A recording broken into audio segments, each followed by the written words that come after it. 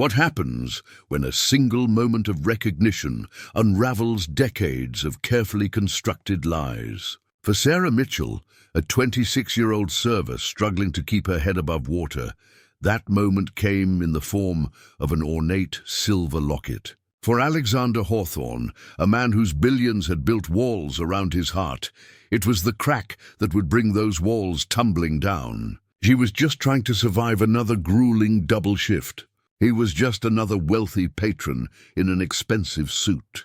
But when Sarah glimpsed the antique locket chain hanging from his vest pocket, a memory sparked that would ignite a fire capable of burning down one of America's oldest and most respected family empires. This isn't a story about coincidence. This is the story of how a chance encounter in a modest downtown café exposed a web of betrayal, theft, and murder that had been hidden for over half a century, and how sometimes the truth has a way of demanding to be heard, no matter how many people have died to keep it silent. The brass bell above Murphy's cafe door chimed its familiar tune as Sarah Mitchell balanced 3 plates of shepherd's pie on her left arm while refilling coffee cups with her right. The lunch rush was brutal as always, but the tips were better on Wednesdays when the business crowd ventured beyond their usual haunts downtown. At 26, Sarah had been serving tables for 8 years, ever since her father died and left her with a mountain of debt and a sick grandmother to care for. Rose Mitchell, 83 and sharp as a tack despite her failing heart, was the only family Sarah had left. The weekly doctor visits, prescription medications, and home care assistance devoured every dollar Sarah earned, leaving her perpetually one emergency away from financial ruin. The cafe's worn linoleum floors and mismatched chairs were a far cry from the upscale establishments where Sarah sometimes picked up catering shifts. But Murphy's was steady work, and Tom Murphy was a decent boss who let her swap shifts when Rose had bad days. The bell chimed again, and Sarah looked up from wiping down table 6 to see a man who clearly didn't belong in Murphy's humble surroundings. Everything about him spoke of wealth and power, from his perfectly tailored charcoal suit to the way he moved with the quiet confidence of someone who had never been denied anything he wanted. He was tall, perhaps 40, with dark hair touched with silver at the temples, and the kind of sharp, intelligent features that suggested he was accustomed to being the smartest person in any room. But it was his eyes that caught Sarah's attention, a pale green that seemed to take in everything and reveal nothing. He chose a corner booth, the one with the slightly torn vinyl seat that most customers avoided. Sarah grabbed a menu and approached, her professional smile firmly in place despite her exhaustion. "Welcome to Murphy's. Can I start you off with something to drink?" The man looked up from his phone, and those calculating green eyes met hers briefly before dismissing her entirely. "Coffee, black." His voice was cultured, authoritative, the voice of someone who gave orders and expected them to be obeyed without question. Sarah had served enough wealthy customers to recognize the type. They saw servers as part of the furniture, useful, but ultimately invisible. "I'll get that right for you," she said, heading back to the counter where her friend and fellow server Jessica was boxing up a takeout order. "Table 12 wants the usual. To be served by someone invisible who doesn't speak unless spoken to," Sarah muttered, reaching for the coffee pot. Jessica glanced over at the impeccably dressed man. "He looks familiar. Where have I seen that face?" "Business section of the newspaper, probably." They all looked the same after a while, but as Sarah poured the coffee, she found herself studying him more closely. There was something about the way he sat, perfectly still but somehow coiled, like a predator at rest. And there was something else, a detail that made her pulse quicken. Hanging from his vest pocket was a silver chain, and at the end of that chain, just visible where it caught the afternoon light, was an ornate locket. Even from across the room, Sarah could see the intricate engraving on its surface, a pattern of intertwined roses and thorns that was unmistakably familiar. Her hands began to tremble as she carried the coffee to his table. The locket was identical, absolutely identical, to the one her grandmother kept locked away in a small wooden box beside her bed. Rose's most precious possession, the one thing she had refused to part with, even when the medical bills mounted and creditors called daily. "Here's your coffee," Sarah managed, setting the cup down with slightly unsteady hands. The man was reading something on his phone and didn't acknowledge her. But the locket swayed slightly with his breathing, and Sarah got a clear view of the delicate craftsmanship, the tiny thorns that seemed to pierce the silver roses, the way the light caught the subtle variations in the engraving. The words escaped before she could stop them. "That's a beautiful locket." Alexander Hawthorne looked up slowly, his pale green eyes focusing on Sarah with laser intensity. The casual dismissal was gone, replaced by something much sharper. "I beg your pardon." Sarah's mouth went dry. She should apologize, retreat, pretend she hadn't spoken. But the image of her grandmother's identical locket burned in her mind. "The locket on your chain," she said, her voice barely above a whisper. "My grandmother has one exactly like it." For a moment, the only sound was the distant clatter of dishes in the kitchen. Alexander Hawthorne sat perfectly still, his gaze never leaving Sarah's face. When he spoke, his voice was dangerously quiet. "That's impossible." "I've seen it 1,000 times, Sarah insisted, some desperate part of her needing him to understand. "The roses, the thorns, even the way the chain is braided, they're identical." Alexander slowly reached into his vest pocket and pulled out the locket, laying it flat on the scarred wooden table between them. The silver gleamed against the dark wood, its beauty incongruous in the humble café. "This locket," he said, his words precise and cutting, "has been in the Hawthorne family for over 60 years. It was crafted by a jeweler in London and is completely unique." "There is no other like it?" Sarah stared at the locket, her heart pounding. Every detail was exactly as she remembered.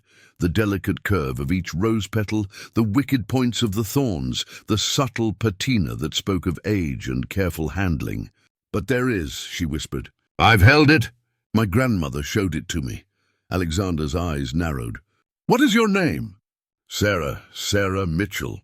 "Well, Miss Mitchell," he said, closing the locket with a soft click, "either your grandmother is mistaken about what she possesses, or she has something that rightfully belongs to my family."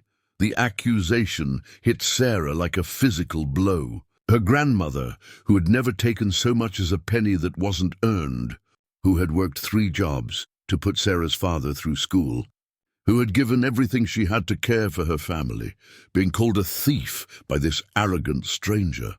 "My grandmother isn't a thief," Sarah said, her voice shaking with anger and hurt. Alexander studied her for a long moment, then pulled out his wallet and placed a $50 bill on the table, far more than the cost of a single cup of coffee. "Then perhaps," he said, standing and tucking the locket back into his vest, "you should ask her where she really got it." He walked out without another word, leaving Sarah standing beside the empty booth with her world tilted off its axis. The $50 bill lay on the table like an accusation, and she realized that everything she thought she knew about her family was about to change forever. The bus ride to Rose's assisted living facility felt endless. Sarah clutched her purse tightly, the weight of the afternoon's encounter pressing down on her like a physical burden. She kept replaying the moment when Alexander Hawthorne had laid his locket on the table, the absolute certainty in his voice when he'd declared it unique, the cold accusation in his pale green eyes. Sunset Manor was a decent place, clean and comfortable, if not luxurious. Sarah had chosen it carefully, touring a dozen facilities before finding one that felt like a home rather than a warehouse for the elderly. The monthly cost consumed most of her income, but seeing Rose smile when she walked into the bright, airy common room made every sacrificed meal worth it. She found her grandmother in the small garden behind the main building, sitting in her favorite chair with a book of crossword puzzles on her lap.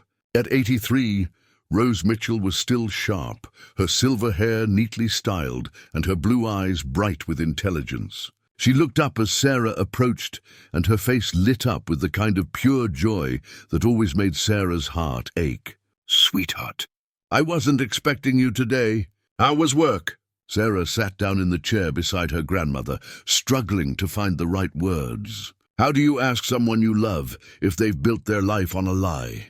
Grandma, I need to ask you about something. About the locket. Rose's expression shifted almost imperceptibly, a shadow passing across her features so quickly that Sarah might have missed it if she hadn't been watching so carefully. What about it, dear? Where did it come from? The real story, not the one about finding it at an estate sale. Rose set down her crossword puzzle and folded her hands in her lap. For a long moment, she stared out at the garden where late afternoon light filtered through the maple trees. Why are you asking now? Because today I met a man who has an identical locket. He says it's been in his family for 60 years and that there's no other like it in the world. Rose was quiet for so long that Sarah began to wonder if she'd heard. When she finally spoke, her voice was barely audible. What was his name? Alexander Hawthorne. Rose closed her eyes, and Sarah saw her hands tremble slightly. I always knew this day might come. Grandma, what are you talking about? Rose opened her eyes and looked directly at Sarah, and in them was a pain so deep and old that it took Sarah's breath away. The locket belonged to my sister. Sarah felt the world shift beneath her. Your sister? You never told me you had a sister. Victoria. She was 2 years younger than me, the most beautiful, spirited girl you can imagine. We were inseparable growing up. Rose's voice grew distant, lost in memory. She fell in love with a young man named Edmund Hawthorne. He was handsome, charming, from one of the wealthiest families in the city. But he was also engaged to someone else, a marriage arranged by his father for business purposes. The pieces began falling into place with sickening clarity. Alexander's father, or grandfather more likely. The Hawthornes have been arranging strategic marriages for generations. Rose's voice hardened. Edmund promised Victoria he would break off his engagement, that they would run away together. He gave her the locket as a symbol of his commitment. It had been his grandmother's. Sarah felt sick, but he didn't break it off. No. When his father discovered the affair, Edmund was given a choice. His family fortune or a servant girl's daughter. Rose's laugh was bitter. He chose the money, of course. But Victoria didn't know that. She kept waiting, kept believing his promises right up until the day she died. She died. Tears ran down Rose's weathered cheeks. She was pregnant, Sarah, Edmund's child, when she finally realized he was never coming for her, that he was going through with his arranged marriage. She couldn't bear it. She threw herself from the riverside bridge on a cold February morning. The horror of it washed over Sarah in waves. Her grandmother's sister, dead at what must have been a young age, carrying the child of a man who had abandoned her for money and social standing. The locket was all they found of her, Rose continued. The current must have torn it from her neck. I kept it, not because I wanted to remember the man who destroyed her, but because it was the last piece of my sister I had left. Sarah reached out and took her grandmother's trembling hands. Grandma, I'm so sorry. I had no idea. I should have thrown it in the river years ago, Rose whispered. But I couldn't. It's all I have left of Victoria. And I suppose I kept hoping that someday someone from that family would have to face what they did to her. Sarah thought of Alexander Hawthorne's cold dismissal, his immediate assumption that Rose was a thief. The cruelty of it, the casual arrogance, seemed to run in the family. He accused you of stealing it, Sarah said quietly. Rose's back straightened, and for a moment Sarah saw the strength that had carried her grandmother through decades of heartbreak and struggle. Let him come, Rose said, her voice steady despite her tears. Let him come, and I'll tell him exactly where his precious family locket came from. I'll tell him about the girl who died waiting for a promise that was never meant to be kept. As they sat together in the fading light, Sarah felt something shift inside her.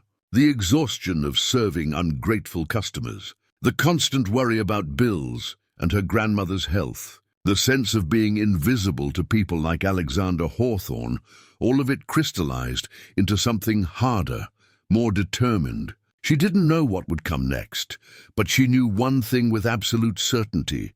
Her family's story deserved to be heard. And if Alexander Hawthorne wanted his locket back, he was going to have to face the truth about what his family had done to get it in the first place. Alexander Hawthorne stood in his penthouse office high above the city, but for once the commanding view held no appeal. The encounter at Murphy's Café had lodged in his mind like a splinter, impossible to ignore despite his best efforts to dismiss it. The girl, Sarah Mitchell, had been so certain, so specific in her description of the locket. The roses, the thorns, the braided chain, those weren't details someone could simply guess or approximate. She had seen an identical piece, which should have been impossible. Alexander walked to his private safe and retrieved a leather portfolio that contained the documentation for the family's most valuable heirlooms. The locket's provenance was clearly established, commissioned in 1954 by his grandfather, Charles Hawthorne, for his bride-to-be, Evelyn Rockford. Their engagement had been the social event of the decade, uniting two of the city's most powerful families. But as Alexander studied the jeweler's receipt and insurance documentation, a detail nagged at him. The order was for matching lockets, plural. Yet the family had always claimed theirs was unique. He reached for his phone and dialed his assistant. "Bogart, I need you to contact Pemberton and Associates. I want our most discreet investigator to run a background check on someone." "Of course, Mr. Hawthorne. What's the name?" "Sarah Mitchell. She's approximately 26, works as a server at Murphy's Café on 5th Street. I also want information on her family, particularly a grandmother, possibly with the surname Mitchell." "And Margaret?" "Yes, sir." "I want this handled with absolute discretion. No one else is to know about this inquiry." After ending the call, Alexander returned to his desk and opened his laptop. The Hawthorne family maintained meticulous records, business transactions, social connections, property acquisitions. If Sarah Mitchell's grandmother had any connection to his family, there would be a paper trail. He began with the obvious searches: staff records, service contracts, suppliers who might have had access to family jewelry. Nothing. Then he expanded to social connections, searching for any Mitchell in his grandfather's correspondence or social calendar. It was in a box of personal letters from 1959 that he found the first reference. A brief note from his grandfather to the family lawyer: "The Rose Mitchell matter has been handled as discussed. The girl will cause no further embarrassment to Edmund or the family. I trust this affair is now permanently closed." Alexander stared at the letter, his pulse quickening. Rose Mitchell, the same name Sarah had mentioned for her grandmother. And Edmund. His father's name was Edmund. He searched more frantically now, pulling up employment records, police reports, newspaper archives. Slowly, a picture began to emerge that made his blood run cold. Victoria Rose, a young woman who had worked briefly as a seamstress in one of the Hawthorne properties in 1959. There was a personnel file noting her dismissal for inappropriate conduct. And then, 3 weeks later, a brief obituary in the city newspaper: Victoria Rose, age 19, died February 14th, 1959, survived by her sister, Rose Mitchell, age 21, services private. The date meant nothing to Alexander, but the circumstances surrounding Victoria Rose's death were becoming horrifyingly clear. His grandfather's letter about the Rose Mitchell matter suddenly took on a more sinister meaning. A soft knock interrupted his research. Margaret entered with a manila envelope. "The preliminary report you requested, sir. Mr. Pemberton says he can have a full background within 24 hours, if needed." Alexander opened the envelope and scanned the contents. Sarah Mitchell, 26, born and raised locally. Father deceased, mother deceased. Raised by paternal grandmother Rose Mitchell, née Rose Fletcher. No criminal record, steady employment history, currently caring for her grandmother who suffers from heart disease. But it was the final paragraph that made Alexander's hands shake. Subject's family history includes a sister of Rose Mitchell, Victoria Rose Fletcher, who died in 1959 at age 19. Death certificate lists cause as drowning. Circumstances suspicious but ruled accidental. No investigation pursued at the request of unnamed prominent citizens who wished to avoid scandal. Alexander sank into his chair as the full weight of understanding crashed over him. Victoria Rose, the young seamstress who had died under suspicious circumstances. Rose Mitchell, her sister, who had somehow come into possession of a locket that should never have existed. And Sarah Mitchell, unknowingly carrying the burden of a family secret that threatened to expose a crime his own family had covered up for over 60 years. His phone rang, startling him from his dark thoughts. The caller ID showed his cousin Bradley's name. "Alex, I heard you've been asking questions about family history." Bradley's voice was casual, but Alexander caught the underlying tension. "Anything I can help with?" "How did you hear that?" "Margaret mentioned it to my assistant. We're all family here, right? No secrets between us." But Alexander was beginning to realize that his family had built their entire legacy on secrets. And now one of those secrets was walking around in a server's uniform, carrying a story that could destroy everything his grandfather had worked to protect. "I need to see you," Alexander said, "tonight, and bring the family archives, all of them, including the boxes we keep in the vault." There was a pause. "Alex, some of those records are better left alone. Great-grandfather was very specific about bring them all, Bradley. It's time I learned what really happened in 1959. As Alexander hung up the phone, he looked out at the city lights twinkling far below.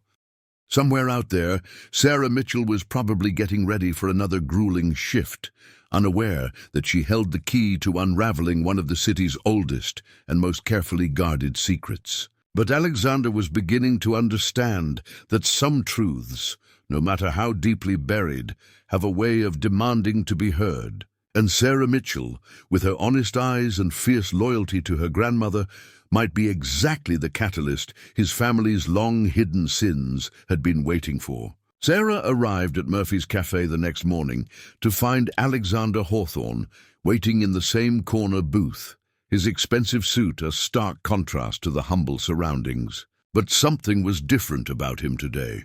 The cold arrogance had been replaced by something that looked almost like uncertainty.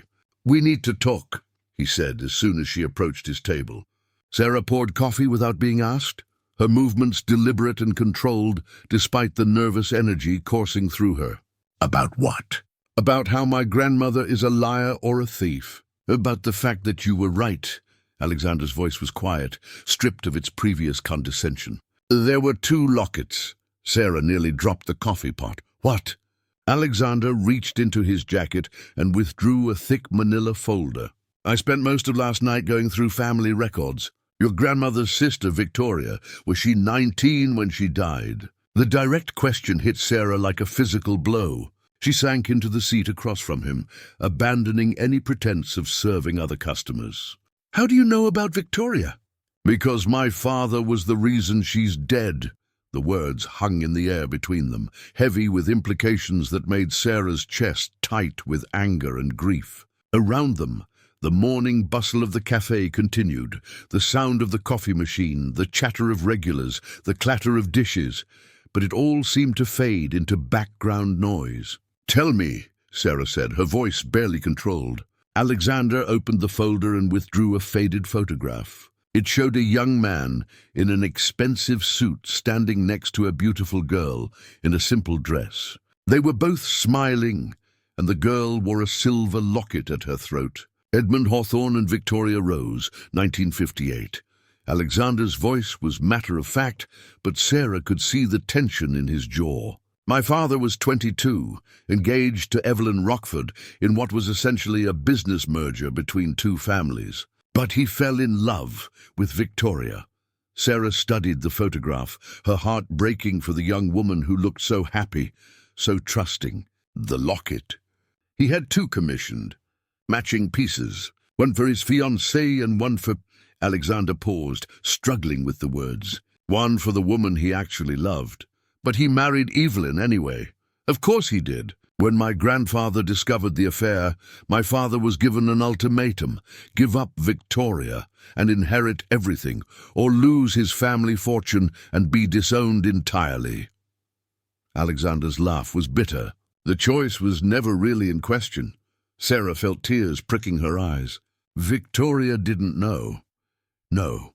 According to the letters I found, my father simply stopped seeing her. No explanation, no goodbye. She waited for him, convinced something terrible had happened to prevent him from coming to her. She was pregnant. Alexander nodded grimly. My grandfather had her dismissed from her job, blacklisted from any decent employment in the city. When she became desperate enough to try to contact my father directly, threatening to reveal their relationship at his wedding, they killed her. They made it look like suicide.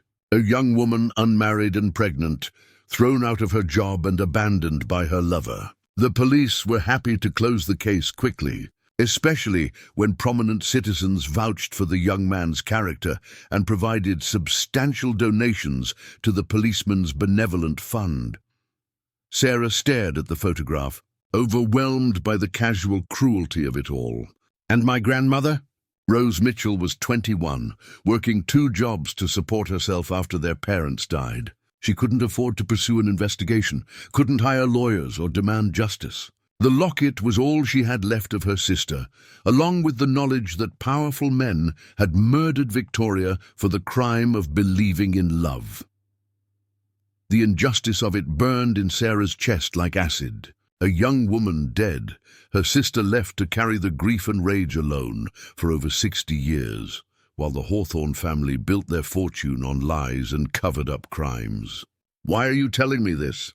Sarah asked. Alexander was quiet for a long moment, staring down at his hands. When he looked up, his pale green eyes held something Sarah hadn't seen before: genuine remorse. "Because I realized yesterday that I've become everything I used to despise about my family. I've spent my entire life benefiting from their crimes while telling myself I was different, better than they were."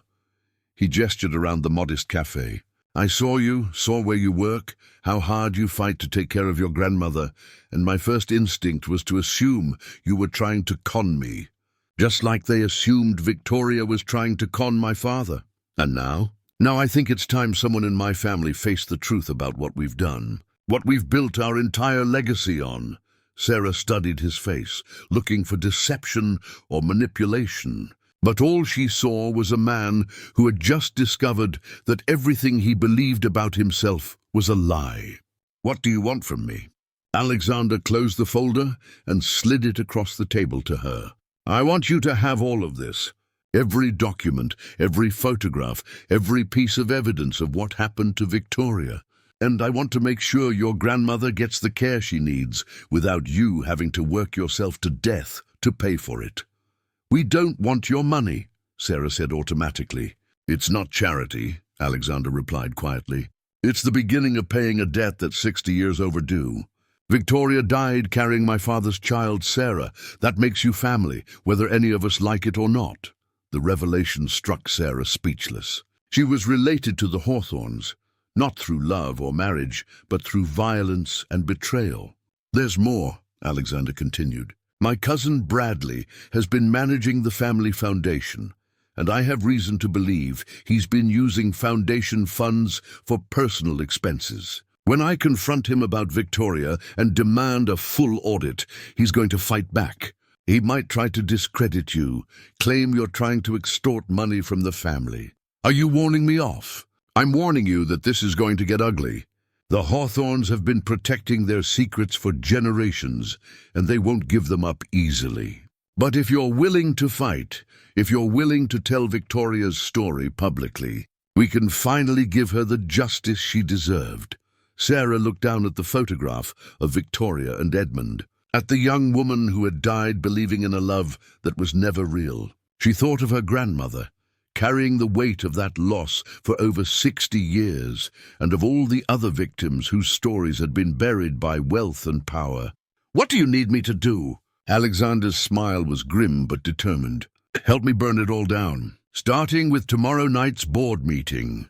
The Hawthorne Foundation's emergency board meeting was held in the penthouse conference room of the city's most exclusive office building. Floor-to-ceiling windows offered a commanding view of the skyline, while original oil paintings and antique furniture spoke of old money and older secrets. Sarah had never been in a room like this, surrounded by men and women whose combined wealth could have bought and sold her entire neighborhood. She wore her best dress, a simple black sheath she'd bought for her father's funeral, and tried to project confidence she didn't feel.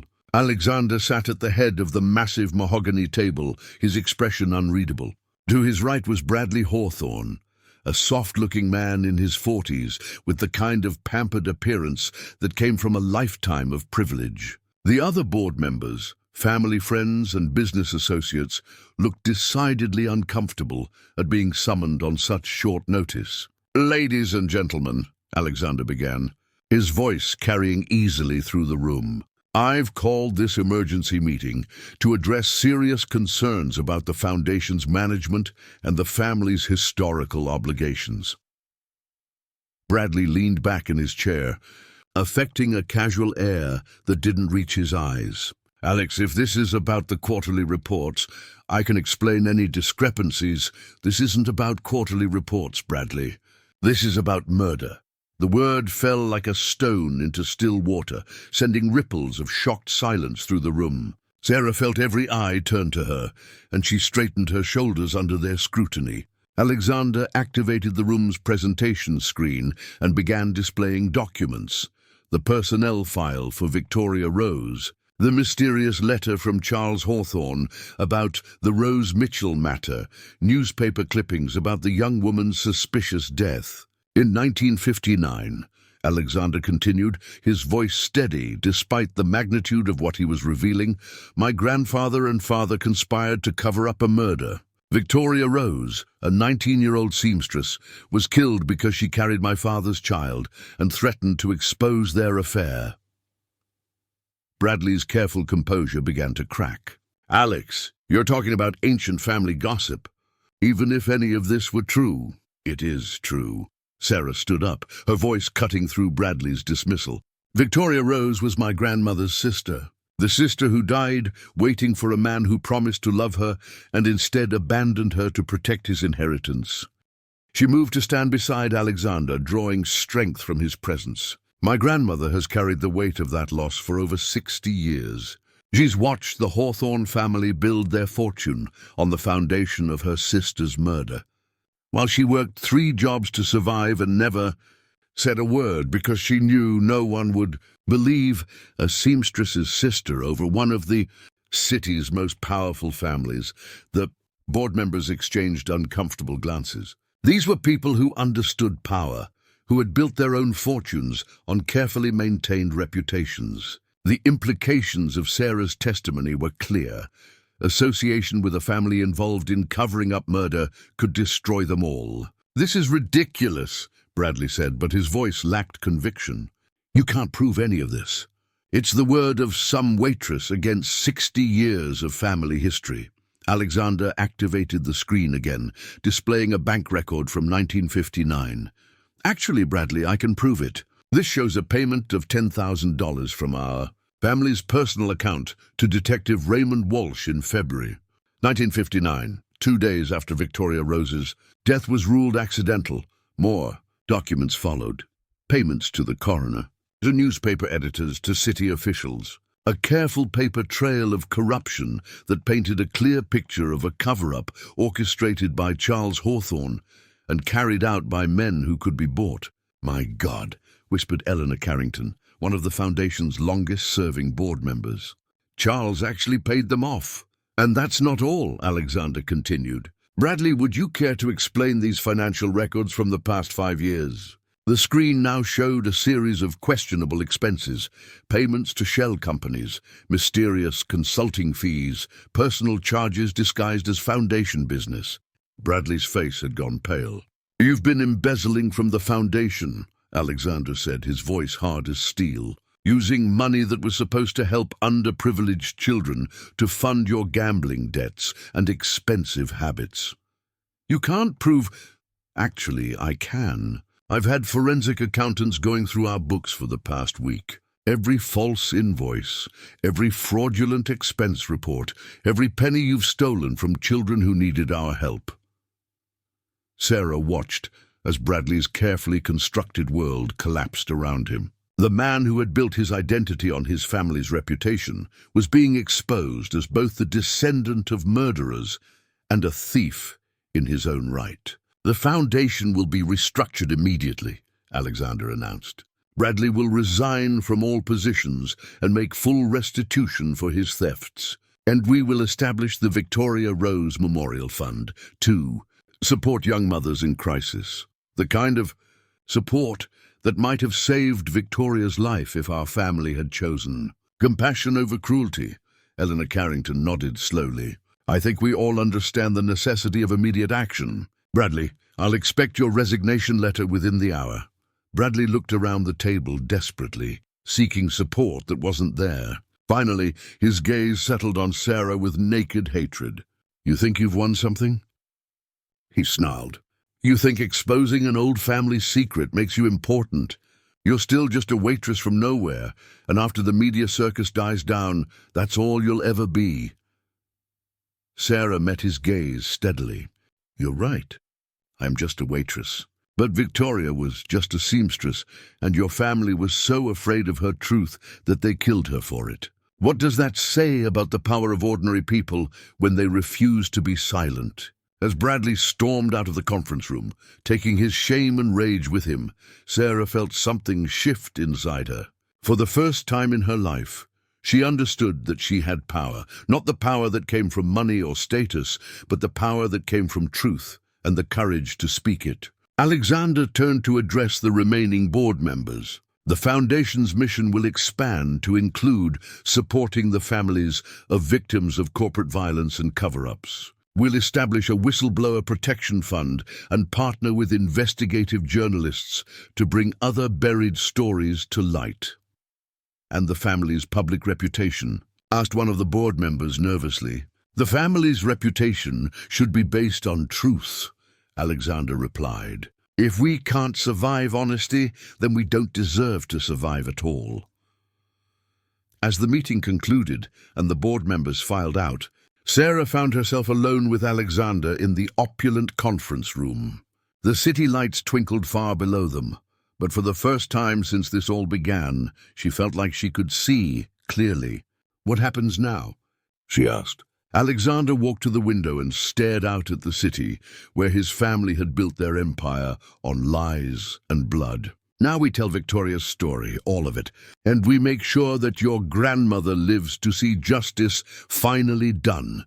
He turned back to Sarah, and in his pale green eyes she saw something she had never expected: respect, and perhaps the beginning of something deeper. "I know I can never make up for what my family did to yours," he said quietly, "but I'd like to try, if you'll let me."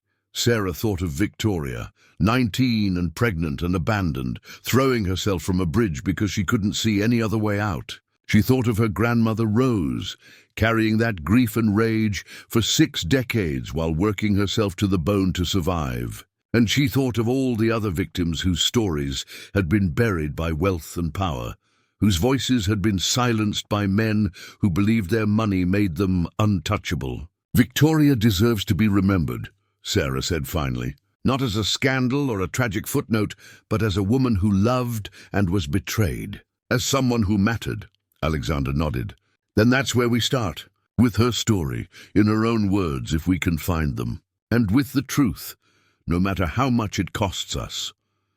As they stood together in that room, full of old money and older secrets, Sarah realized that sometimes justice doesn't come from the courts or the law. Sometimes it comes from refusing to let the dead be forgotten, and from finding the courage to speak truth to power, even when you're just a waitress facing down an empire. 6 months later, Sarah stood in the sunlit atrium of the newly opened Victoria Rose Community Center, watching her grandmother cut the ribbon with hands that shook slightly but held steady when it mattered. Rose Mitchell, now 84 and considerably healthier thanks to the excellent cardiac care she could finally afford, smiled as cameras flashed and reporters scribbled notes. The community center was everything Victoria would have wanted.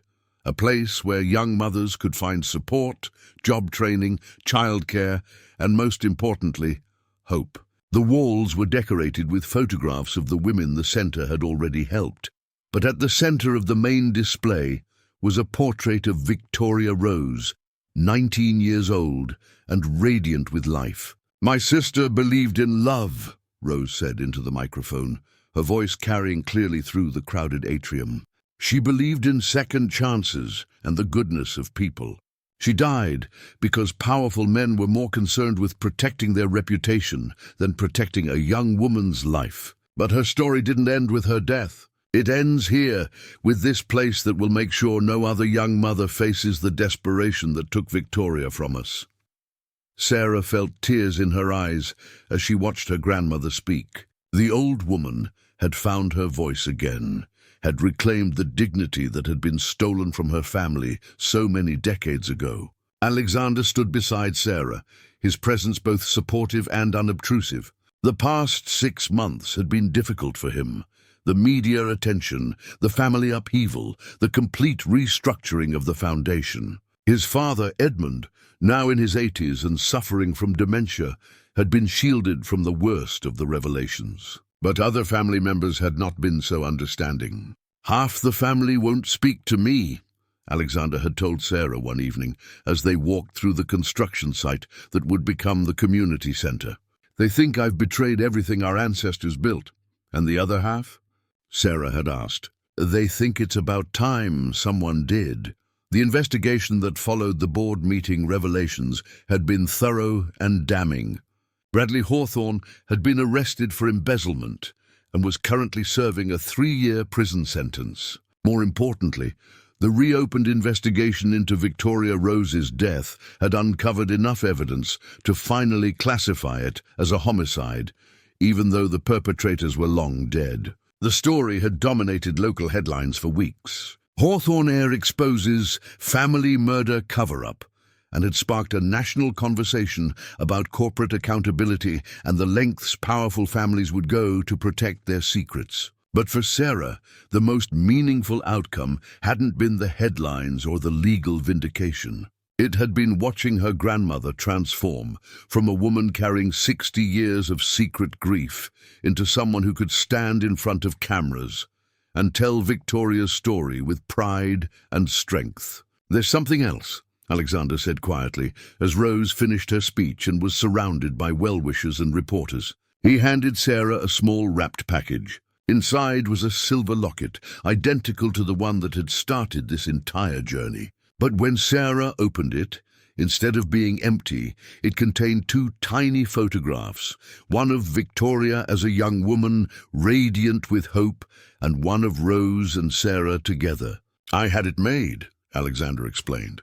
"The same craftsman who created the originals, or rather his grandson. I thought Victoria should have her locket back, and you should have something to remember this by."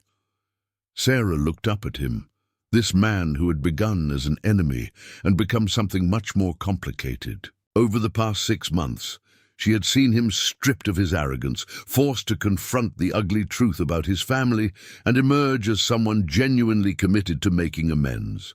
"There's something I need to tell you," she said, taking a deep breath. "The DNA test results came back. They had decided to test Sarah's DNA against Alexander's to confirm their theory about Victoria's pregnancy. The results had arrived the day before, and Sarah had been wrestling with how to share the news." Alexander tensed. "And Victoria's baby lived." The words hit him like a physical blow. He sat down heavily in one of the atrium's chairs, staring at Sarah with wide eyes. "What do you mean?" Sarah pulled out the official report. "According to the DNA analysis, we're related, but not the way we thought. Victoria didn't die pregnant. She gave birth first. The timeline in the police reports was wrong, probably deliberately. She had a daughter, and that daughter was given up for adoption under a false name." "Your grandmother?" "My grandfather. My mother's father, not my father's. Rose isn't my paternal grandmother. She's my great-aunt. My real grandmother was Victoria's daughter, adopted by a family named Mitchell. She died when I was young, but not before having my mother." The revelation reframed everything they thought they knew about their connection. Sarah wasn't just fighting for justice for a distant relative's sister. She was fighting for her own great-grandmother, for the woman whose blood ran in her veins. "That means," Alexander said slowly, "that you're a direct descendant of my father. You're actually a Hawthorne." "I'm actually a Rose," Sarah corrected firmly. Victoria chose that name when she left the Hawthorne world behind, and her daughter kept it, even in adoption. Alexander looked at the DNA report, his mind clearly reeling. "This changes everything. Legally, you have a claim to—" "I don't want your money," Sarah interrupted. "I never did. I want Victoria's story to be remembered. I want young women to know that they have options, that they don't have to choose between love and survival the way she did." "But Sarah, your family." "Real family? That has to mean something." Sarah looked around the bright, bustling atrium of the community center, at her grandmother, her great-aunt, surrounded by people whose lives would be changed by Victoria's legacy. She thought about the young mothers who would find shelter here, the children who would be safe, the families who would stay together because someone had finally decided that Victoria Rose's life had mattered. "It does mean something," she said finally. "It means that sometimes justice takes generations to arrive. It means that the truth has a way of surfacing, no matter how deep you try to bury it. And it means that ordinary people, waitresses and seamstresses and forgotten daughters, sometimes have the power to bring down empires built on lies." Alexander nodded slowly. "So what happens now?" Sarah smiled, thinking of Victoria at 19, so full of hope and trust. "Now we make sure her story never gets buried again. And we make sure that every young woman who walks through these doors knows that she matters, that her life has value, and that there are people who will fight for her when the world tries to throw her away." As the afternoon sun streamed through the center's windows, casting everything in golden light, Sarah felt something she had never experienced before, the deep satisfaction of justice finally served. Not perfect justice, perhaps, but the kind that comes from refusing to let the dead be forgotten and the living be silenced. Victoria Rose had died believing she was alone and worthless, but her great-granddaughter had lived to prove that sometimes love, even love that seems destroyed, finds a way to bloom again in the next generation. 1 year later, Sarah Mitchell stood before a packed auditorium at the city's largest university, delivering the keynote address for their annual social justice symposium. She wore the silver locket Alexander had given her, and inside were the pictures of Victoria and Rose, a reminder of the women whose courage had brought her to this moment. "People often ask me if I'm angry," she said, her voice carrying clearly to the back of the room. "If I'm angry about what happened to Victoria, about 60 years of buried truth, about growing up in poverty while the people responsible lived in mansions built on her grave." She paused, looking out at the sea of young faces, students who would go out into the world and face their own battles against injustice and inequality. "I'm not angry anymore. I'm determined, because Victoria Rose's story teaches us that truth is patient. It waits, it endures, and eventually it finds its voice in the most unexpected places, sometimes in the great-granddaughter of a murdered seamstress who refuses to be silenced." In the front row, Rose Mitchell beamed with pride, her hands clasped around the original locket that had started it all. Beside her sat Alexander Hawthorne, no longer the cold businessman who had dismissed Sarah as just another server. He had become something she never expected, a friend, an ally, and perhaps something more. The Victoria Rose Community Center had become a model for similar programs across the country. The Hawthorne Foundation, restructured and renamed the Rose Foundation, was now one of the leading supporters of women's rights and corporate accountability initiatives. But for Sarah, the greatest victory was simpler and more personal.